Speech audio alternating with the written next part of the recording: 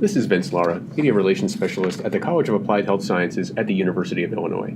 Today I spend 5 minutes with Dr. Pasquale Bottalico of the Department of Speech and Hearing Science to talk about his recent study on ambient noise in restaurants and its effect on the bottom line. So the goal of the restaurant, the idea of the restaurant is that what we can do to improve the situation in restaurant. So in my study was actually, it started because there was again lack in the literature, and I'm always been interested. It's not the first paper that I worked about Lombard effect. I'm very interested in Lombard effect, and I started to be interested in Lombard effect again for the classroom acoustics starting from classroom acoustics, because the Lombard effect is basically characterized by a rate of voice increase per dB increased in noise in the environment.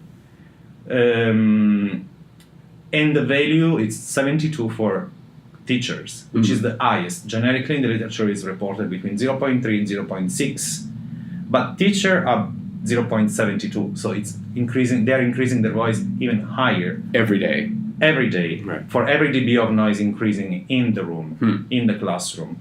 So this means that the restaurant noise, everyone went to a restaurant in his life, and everyone it can happen that after dinner with some people at a restaurant, you go out and you're sore, you're feeling your throat sore, and you don't really understand why.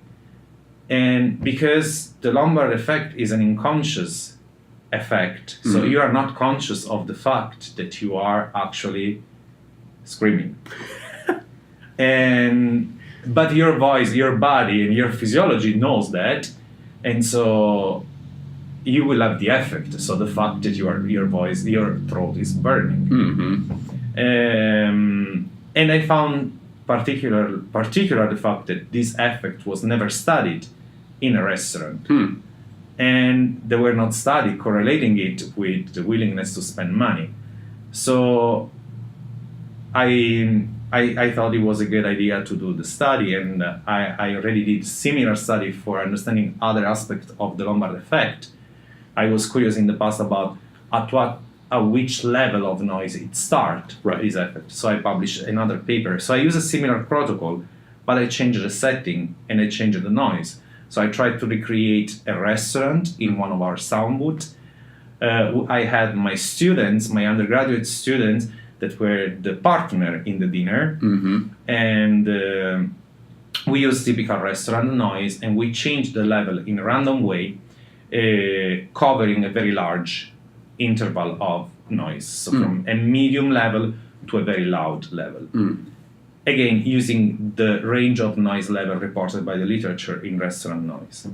And what it came out that a level of 50 dB, between 50 and 55 dB, is starting this willingness to leave from that place, and also to spend less money to eat in that place, and is starting the disturbance in the communication. And because of that, there is the objective evaluation of the voice that is starting to increase at about 60 dB of noise.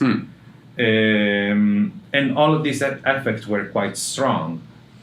We are working on the same project, starting to work again on the project. And after the forum, actually, because I kind of figured out that in this case we use college student for this study that I'm considering like a pilot, but I want to move forward with the elder population.